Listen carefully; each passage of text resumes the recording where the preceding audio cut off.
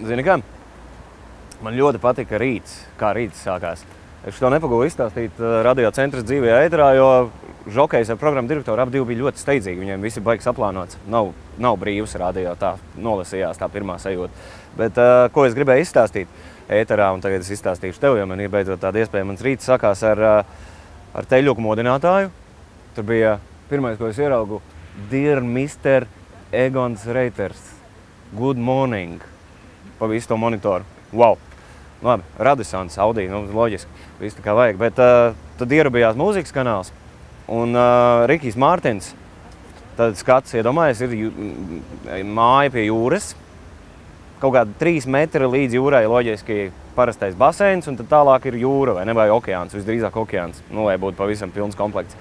Un stāv uz tās mājas, tās piebūvītas, tā kā Rikijs Mārtins ar binokli, un skatās uz skuķi, kas no viņa ir kādus 4 metrus rokās pa smiltīm, tāda peldkastīmā no rīta.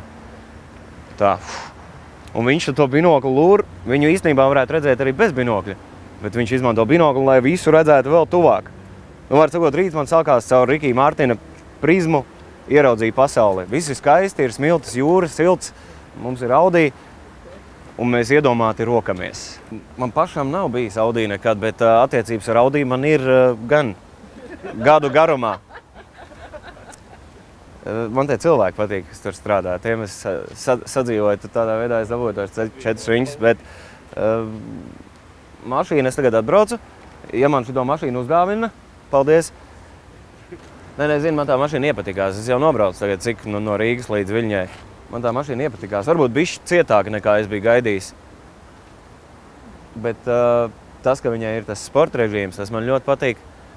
Tas, ka tu vari uzsākt ļoti strauji. Viņš jau viegliņš maita ir. Un kas baigi kruta, viņš arī baigi maz patērē to degvielu. Tas man arī tomēr svarīgi pēc Jaguara.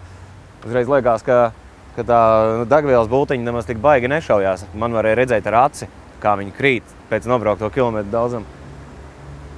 Audi ir Audi. Audi viss ir nostrādāts, viss ir kārtībā. Tūlītās sāksim braukt jau sacensību režīmā, un tad manīs, kā būs.